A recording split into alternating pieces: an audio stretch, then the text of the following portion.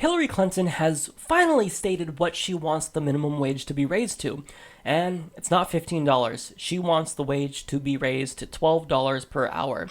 Now, let me remind you that Hillary Clinton is someone who makes $200,000 per hour, because when she gives these speeches to Goldman Sachs, she's not making $12 an hour, she's getting $200,000. Now, this is insufficient because this isn't a living wage. Now I'm going to go ahead and show that to you right now. So we have this chart up here. This is MIT's living wage calculator. So as you can see here, we have a couple of different standards for what qualifies as a living wage.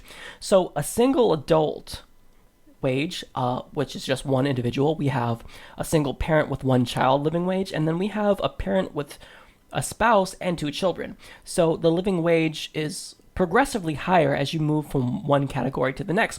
Now I have this map here. I don't know why I can't expand it. It's just kind of like this vertical box, but I just kind of want to illustrate to you why this is not a living wage. So if you go to right here, so the lighter colored states are going to be the ones with the lower cost of living. The dark red is going to be the more higher cost of living areas. So let's just go to one that's light. So right here in Grant County, Washington, a single adult would be able to survive off of Hillary Clinton's living wage because, as you see, they can survive off of $9.24. However, if you've got a kid, well, you're going to need to make at least $20. $20 in order to survive. Now, when you contrast that with a dark red county, so such as Ventura County, California, well, $12 isn't going to be enough to survive, even if you're just a single adult. If you have a kid, or if you have a spouse and two children, you're going to need to make over $25 per hour in order to survive. Now, let's go to Hawaii, because I have a bunch of family members in Hawaii, and they always talk about how they can't survive with the wages there. So if you are a single adult in Hawaii, you need to make at least $14 per hour to survive. And if you're a parent, again, you've got to make over $25 in order to have a living wage. Going to the other side of the country, right here in, let me see if I could zoom in a little bit. Actually, let me zoom out because I want to make sure I get the calculator here too. Okay, so if we go right here to Manassas City, Virginia, if you're a single adult, your wage has got to be at least $14.50, otherwise you're not going to be able to survive. So the takeaway is that Hillary Clinton's minimum wage is not a living wage, and it's not going to help.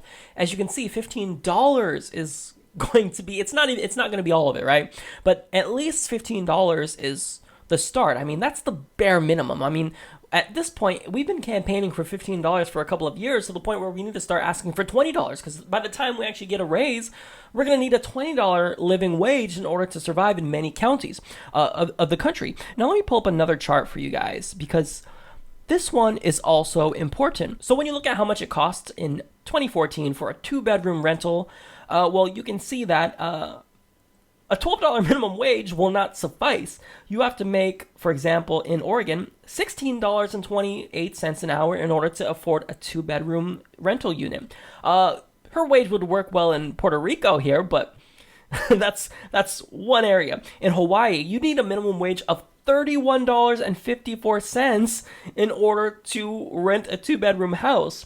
In California, you need a wage of $26.04. So the takeaway is that Hillary Clinton's $12 minimum wage is laughable. I mean, anything less than $15 per hour is terrible. So she's going to go through these negotiations with Republicans, and they may say, look, Hillary, I get that you want to raise the minimum wage, but we're not going to negotiate at all unless you drop that down to $10. And then, so we're going to get duped there. It's going to drop by $2. And then some Democrats might say, you know what?